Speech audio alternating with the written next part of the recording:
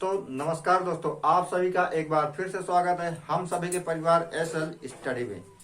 साथियों, हमारी जो सामाजिक विज्ञान की जो 4 सब्जेक्ट की क्लासें हैं, मैथ, इकोनॉमिक, भूगोल, राजनीति विज्ञान और इतिहास, भूगोल, राजनीति और अर्थशास्त्र। तो हमारी ये सारी क्लासें जो है तो वो स्टार्ट हो चुकी है और उनकी वीडियो जो है तो यूट्यूब के परिवार में अपलोड की जा चुकी है और हमारा जो सेशन वो भी शुरुआत हो चुका है। आज का जो हमारा सेशन है ये दूसरा हमारा अध्याय, दूसरा टॉपिक है। पहला टॉपिक हमने उस पर चर्चा कर ली है और उसकी वीडियो जो है तो यूट्यूब पे उपलब्ध है। और अगर आपने अभी तक उसको नहीं देखा तो उसको जाके आप जो है तो डिस्क्रिप्शन बॉक्स में उसकी लिंक दे दी गई है, आप उस पर जाके क्लिक करके देख सकते हैं। आज का जो हमारा टॉपिक साथियों, जो पिछली वीडियो थी, पिछली वीडियो में हमने लगभग जो हमारी अनुसूचियां हैं 12 अनुसूचियां, उनमें से 7 अनुसूचियों के बारे में हमने पिछली वीडियो में चर्चा कर ली है कि किस अनुसूची के तहत किस व्यवस्था को रखा गया है। आज जो हमारी वीडियो हुआ है, जो बची हुई अनुसूची है, अनुसूची 7 में कुछ बच गया था समझाने के लिए वो, और 8वीं अनुसूची, 9वीं अनुसूची, 10वीं, 11वीं और 12वीं अनुसूची के बारे में हम चर्चा करेंगे। और जो हमारे भारतीय संविधान के भाग हैं, हमारे भारतीय संविधान में कितनी भाग है, तो 22 भाग है प्यारे साथियों।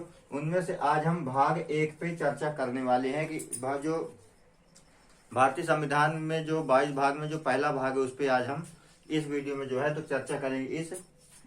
ये साइड जो है तो पहले हम बात कर लेते हैं वो जो हमारी अनुसूची है। तो 7वीं अनुसूची में क्या बताया गया है कि 7वीं अनुसूची में जो है तो शक्तियों के विभाजन के बारे में चर्चा की गई है ना। इसमें किस केंद्र को कितनी शक्तियां रहेंगी, राज्य सरकार की कितनी शक्तियां और कौन सी शक्तियां जो है तो दोनों के पास आएगी, तो इसकी जो चर्चा जो है तो 7वीं अनुसूची में की गई है ना।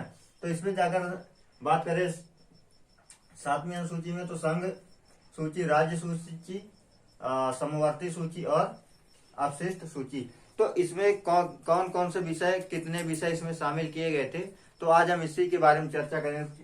चलिए यहाँ पे देखते हैं। जो संघ सूची है, संघ सूची में 100 विषय जो है तो संघ सूची में जोड़े गए थे और राज्य सूची में पहले 66 विषय जोड़े गए थे, बाद में इनको घटा के 61 कर दिया गया। इसको क्या हुआ कि जो मुख्य विषय थे वो राज्य सरकार के पास भी थे, तो केंद्र सरकार ने क्या किया कि राज्य सरकार से जो है तो 5 जो मुख्य विषय थे, 5 जो जैसे वन से संबंधित, खनन से संबंधित ये जो विषय थे, तो केंद्र सरकार ने राज्य सरकार से कहा कि आप एक काम करिए, आप जो है तो 5 विषय हमें दे दीजिए, है ना। तो 5 विषय को किसमें मिला दीजिए, संघ सूची में। तो राज्य सरकार ने कहा कि नहीं, हमारे पास जो हमारे अधिकार हैं वो हम सुरक्षित रखेंगे और हम अपने जो 5 विषय हैं, जो मुख्य विषय हैं, उनको हम आपको नहीं दे सकते। तो इसमें क्या हुआ कि इसमें आपसी सहमति हुई और इस जो आपसी सहमति पे यह सहमति बनी कि हम जो ये 5 विषय रहेंगे, 5 विषय को हम ना संघ सूची में शामिल करेंगे और ना ही राज्य सूची में, क्योंकि ये राज्य सूची का ही विषय है। तो इसको हम क्या कर देंगे, समवर्ती सूची में शामिल कर देंगे। तो इससे क्या होगा कि इसमें आपका भी आप भी इसमें संशोधित कर सकते हैं और राज्य सरकार भी कर सकती है। इसीलिए जो है तो इसमें पहले 66 विषय थे राज्य सूची में, बाद में इसको घटाकर 61 कर दिया गया। इसके बाद समवर्ती सूची में पहले कितने थे, 47 विषय थे। यानी समवर्ती सूची ऐसी सूची होती है जिसमें राज्य सरकार और केंद्र सरकार दोनों मिलकर कार्य कर सकते हैं, ठीक है।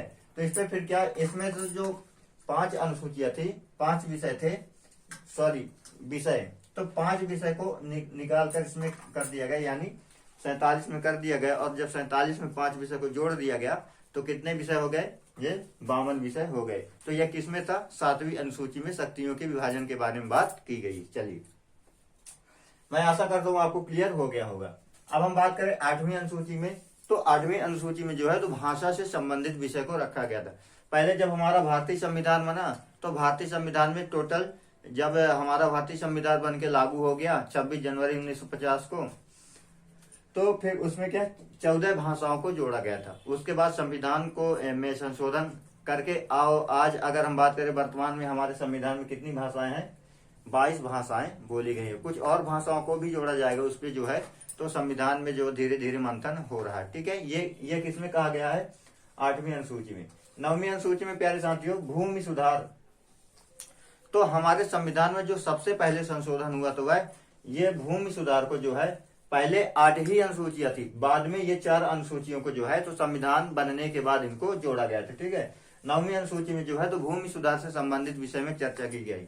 और इस जो भूमि सुधार को जो है तो संविधान 1 में, भारतीय संविधान का संशोधन जो 1 था, है ना, 1 में संशोधन प्रथम संशोधन हुआ था भूमि सुधार। क्योंकि भूमि सुधार करने के पीछे भारत सरकार का भी एक उद्देश्य था। क्योंकि पहले क्या था कि हमारे भारत देश की बहुत सारी जमीनें जमींदारों के पास होती थी, तो भारत के विकास के लिए जो है तो कहीं ना कहीं बाधाएं उत्पन्न होती थी। ठीक है, तो उसके बाद भारत सरकार ने सोचा क्यों ना इनसे भूमि ले लिया जाए, और भूमि को जो है तो जिनके पास नहीं है वह आवश्यकता के अनुसार जो है तो हम इनको उपयोग कर सकते हैं। तो जब भारत सरकार ने ये प्रथम संविधान संशोधन, है ना, भूमि सुधार लागू किया, तो भारत के जो जमींदार थे उन्होंने अपनी जमीनों को यहाँ वहां, पहले क्या होता, तो पहले रजिस्ट्री नहीं होती थी, पहले पट्टे होते थे, है ना। तो उसके बाद क्या है, तो भारत सरकार ने इनको जमीन में जो है तो सभी के पास कितनी जमीन रहेगी ये निर्धारित जो विषय निर्धारण किया गया वह भूमि सुधार जो 8वीं अनुसूची है,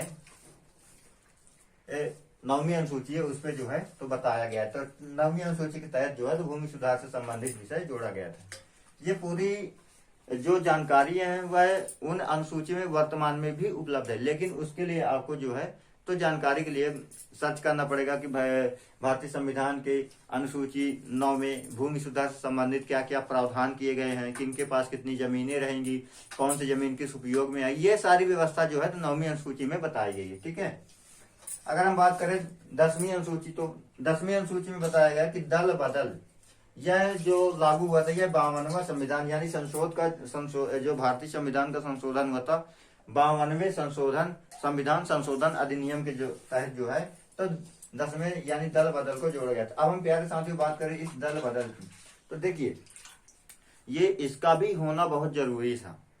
क्योंकि दल बदल का भी होना बहुत जरूरी था, इसलिए क्योंकि चुनाव जीतने से पहले जो नेता होगा वह किसी भी दल में जा सकता है, लेकिन अगर वह चुनाव जीत लिया, है ना, जैसे मान लीजिए मैं जो है तो विधायकी का चुनाव लड़ रहा हूं, है ना, और मैं अभी नहीं जीता तो मैं चाहे भारतीय जनता में जा सकता हूं या फिर कांग्रेस में या फिर बहुजन में, लेकिन जैसे ही मैं चुनाव जीत लूंगा, अगर मान लीजिए मुझे बीजेपी से टिकट मिल गई और मैं विधायक बन गया, तो मैं चाहकर भी जो है तो कांग्रेस में नहीं जा सकता। हालांकि इसके जाने के लिए बहुत सारे प्रावधान है, बहुत सारे कानून भी बनाए गए हैं। ठीक है, लेकिन जो अगर हम बात करें जो मूल रूप से, तो हम अगर जीता हुआ प्रत्याशी अगर दूसरे पार्टी में जाता तो उसकी जो सदस्यता है यानी उसकी जो विधायकी यानी वो विधायक वो निरस्त कर दिया जाएगा, वो अपने स्वयं निरस्त हो जाएगा। तो इस अनुसूची में जो है तो इसीलिए इसको ये व्यवस्था की गई थी, क्योंकि हमारे भारत वर्तमान में भी हम देखते हैं कि जैसे जिला पंचायत के चुनाव में या फिर छोटे छोटे स्थानीय निकाय के चुनाव में क्या होते हैं कि पार्षदों को ही खरीद लिया जाता है और खरीद के जो है तो सत्ता में आ जाता है। तो इसलिए जो है तो इस अनुसूची को भी बनाया गया था। ठीक है, अब बात करें 11वीं अनुसूची की, तो 11वीं अनुसूची को जो है तो पंचायती राज से जोड़ा गया है, यानी और इसको जो है तो भारतीय संविधान का 73वां संविधान संशोधन 1993 को जो है तो इस पंचायती राज को लाया गया था। ये पंचायती राज, क्योंकि हम जानते हैं कि हमारा जो देश है वह एक कृषि प्रधान और ग्रामीण प्रधान देश है। ठीक है, तो महात्मा गांधी जी का सपना था कि जो हमारे भारत देश में जो है तो गांव को विकास करने के लिए जो है तो पंचायती राज लाया गया। लेकिन जो डॉक्टर भीमराव अंबेडकर थे उन्होंने यह सोचा कि अगर हम पंचायती राज व्यवस्था ला देंगे, अगर वो सिस्टम बना देंगे, प्रणाली बन जाएगी, तो क्या होगा कि जब शासन से सारा पैसा कौन ले लेगा, मुखिया ले लेगा, यानी वह अपनी आवश्यकताओं के जो है तो अपने लिए वह उपयोग करेगा। इसलिए जो है तो भीमराव अंबेडकर जी ने यह सोचा कि इसको जो है तो अभी नहीं जोड़ेंगे। लेकिन जब भारत सरकार को ये लगा कि नहीं, गांव का भी विकास होना चाहिए धीरे धीरे, है ना, तो इसके लिए जो है तो फिर पंचायती राज जो है तो 11वीं अनुसूची में यह 73वां संशोधन था 1993 में जो है तो इसको लागू कर दिया गया। इसको तो लागू शुरुआत में ही हो जाना चाहिए, लेकिन लगभग 40 से 45 साल लग गए आज भी। इसीलिए हमारे भारत की जो गांव है उनकी स्थिति जो है तो गंभीर है। फिर 12वीं अनुसूची में जोड़ा गया था नगर पालिका अधिनियम। ठीक है, तो इस तरह क्या था कि हमारे यहाँ गांव भी थे, नगर भी थे, तो नगर की भी तो व्यवस्था करनी चाहिए, है ना। इसीलिए जो है तो 12वीं अनुसूची में जो है तो नगर पालिका अधिनियम को जोड़ा गया था। ठीक है, इसमें जो है क्योंकि अब क्या है कि अगर यहाँ पे हम बात करें, क्योंकि नगर की जो हमारी समस्याएं हैं, तो हम भाई नगर की समस्या तो नगर में वो हमारे भोपाल तक तो नहीं जा सकती, दिल्ली तक नहीं जा सकती, तो इसीलिए जो है तो नगर पालिका और पंचायती राज को व्यवस्था जो है तो ये अनुसूची में जोड़ा गया था, ताकि यहाँ की जो स्थानीय समस्याएं वह स्थानीय स्तर पर ये जो है तो सुधार हो सके। ठीक है, राज्य में है तो राज्य स्तर पर होगा, है ना, पंचायत नगर, तो ये सारे जो है तो ये इस प्रकार जो हमारी अनुसूचियां हैं, 12 अनुसूची आज हमारी कंप्लीट हो चुकी है।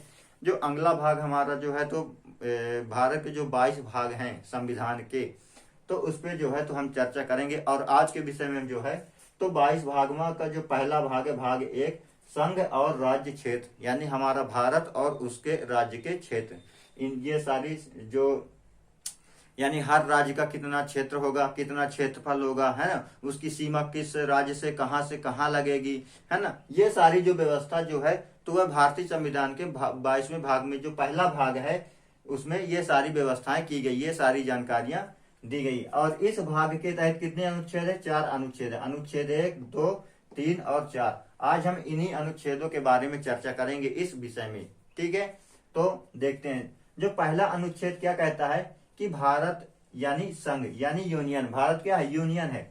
इसके तहत जो है तो इस अनुच्छेद के तहत, अनुच्छेद 1 के तहत भारत में कितने राज्य होंगे?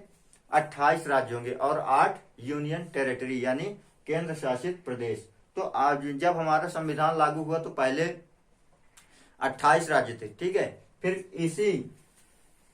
इसमें जो है तो उनके कहां कहां से उनका क्षेत्रफल होगा, किस राज्य से किस राज्य की सीमा होगी, है ना, ये सारा जो जानकारियां थी है जो है तो संविधान के 22वें भाग के भाग 1 में संघ और राज्य में ये सारी व्यवस्थाएं की गई है। ठीक है, अगर हम दूसरे अनुच्छेद की बात करें तो संसद को जो है तो विदेशी यानी संसद को यह अधिकार होगा कि वह किसी विदेशी राज्य को अपने में शामिल कर सकता। इसमें राष्ट्रपति हस्तक्षेप नहीं कर सकता कि आपने हमसे बिना पूछे इसको कैसे शामिल कर लिया। तो इसमें क्या, संसद निष्पक्ष हुआ है, स्वतंत्र रूप से किसी भी राज्य को अपने में शामिल कर सकती है। इसी प्रकार 16 सितंबर 1975 को सिक्किम को जो है तो भारत में मिला दिया गया था।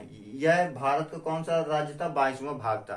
क्योंकि क्या हुआ था, सिक्किम जो है तो हमारे यहाँ पे आप यहाँ पे नक्शा देख रहे होंगे, क्योंकि जगह कम है हमारे बोर्ड में इसीलिए नक्शा, और अभी मैं प्रैक्टिस भी कर रहा हूँ नक्शा बनाने के लिए।